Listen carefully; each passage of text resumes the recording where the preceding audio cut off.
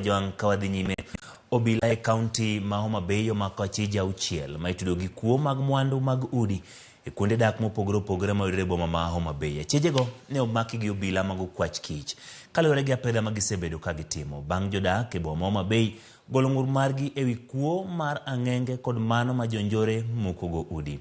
Mwandu mag udi ma nengogi pok oyangi kaka TV, fridge, gas mag tedo, generators kod mwandu mamoko ka jatend obila mag okwach kich e kauntino Abed Kavo koni Achijego osebedo ka tudore gi achije mamoko ka gikwalo mwandugo kendo giuso gi kuonde mopogore opogore e kauntino, kaunti ma Kisii, Migori, Kisumu kod kaunti mamoko. Koni achije auchiel go pod odinegi e tesend obila Homa Bay kendo pod gidhi nyime gi manyo achije mamoko ma gisebedo ka gitiyogo.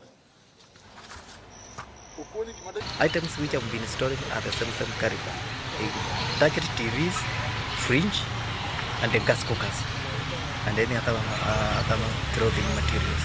After I started the operation, I made some arrests. The first two suspects, actually one was arrested at Migori, and I rushed and they got out of him, and they conducted information, and now they started opening up. Up to this moment, I have 6 suspects in custody. They have led to arrest of another, they lead to arrest of another, they lead to arrest of another, and I've made some recoveries. Most of the TV sets, the big TV sets, the late buyers are business people owning bars because they want to show that people matches and what have you. The generators, you see, they have been buy to back up the shortage of power. Yeah.